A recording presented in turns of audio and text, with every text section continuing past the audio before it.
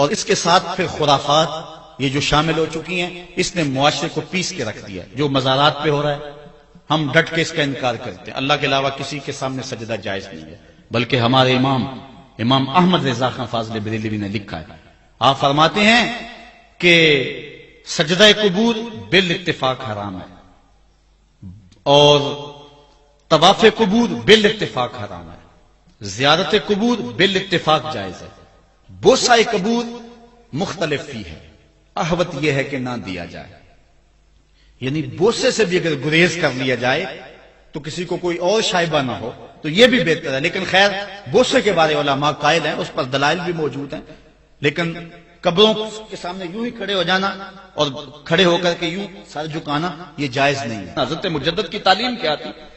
یہی بات کہی تھی اکبر نے کہ سجدہ نہیں کرتے تو ساری جھکا دی، آپ نے فرمایا نہیں جھکاؤں گا۔ پھر اس نے آپ کو دربار میں بلوایا، سازش کی، دروازہ چھوٹا رکھا کہ حضرت مجدد الفسانی جب داخل ہوں گے تو سر جھکا کے تو گزریں گے تو کہوں گا لو سر جھکا ہی لیا، لیکن جن کے سر کو اللہ بلند کرے کون جھکا سکتا ہے۔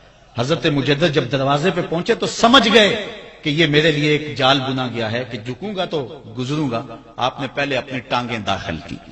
تو اقبال خراج پیش کرتا ہے، حاضر ہوا میں شیخ مجدد کی لحد پر، وہ خاک کے زیر فلک مطلع انوار، گردن نہ جھکی جس کی جہانگیر کے آگے، جس کے نفس گرم سے ہے گرمی احرار، وہ ہند میں سرمایہ ملت کا نگہبان، اللہ نے بر وقت کیا جس کو خبردار۔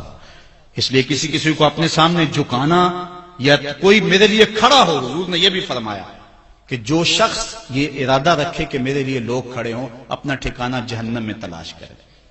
آج خود اگر کوئی کھڑا ہو جائے تو یہ اس کی مرضی، اور حضرت سعد آئے، حضور نے فرمایا قوموا الی سیدکم، یہ تمہارا سردار آیا، اس کا اٹھ کے استقبال کرو۔ لیکن اگر کوئی خود چاہے کہ میرے لیے کھڑے ہوں تو اس کے لیے یہ وعید فرمائی۔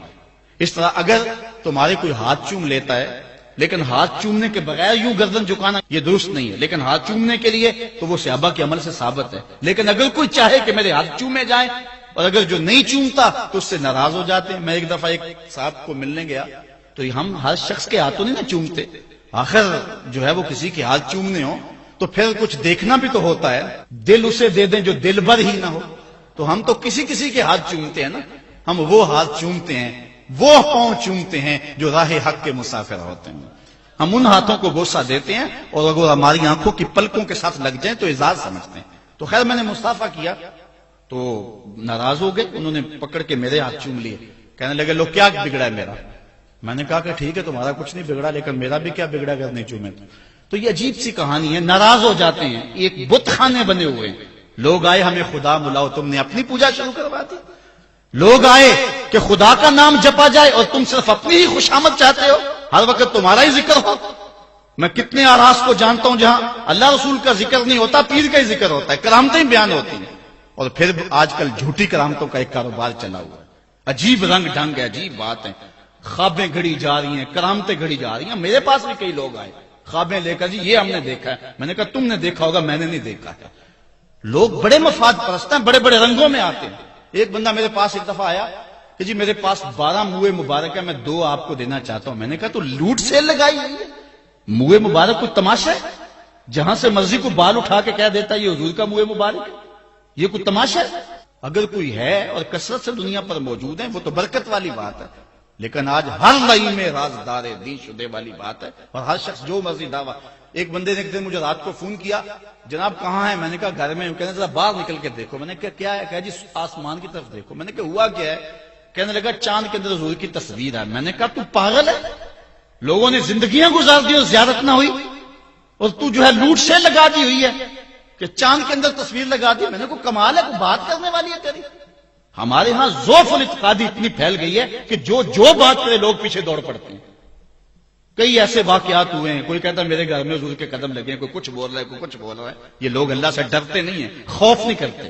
جھوٹی خوابیں، جھوٹی کرامتیں اگر سچی ہیں تو میں ان کا انکار نہیں کرتا، لیکن اس وقت معاشرے کے اندر جو کچھ ہو رہا ہے میں اس کی نشاندہی کر رہا ہوں۔ اپنے بھی خفا مجھ سے ہیں، بیگانے بھی ناخوش، میں زہر حلاحل کو کبھی کہہ نہ سکا کند، بات وہی کہتا ہوں سمجھتا ہوں جسے حق، نئے ابلۂ مسجد ہوں نئے تہذیب کا فرزند۔ میں کہتا ہوں اگر جھوٹوں کے پیچھے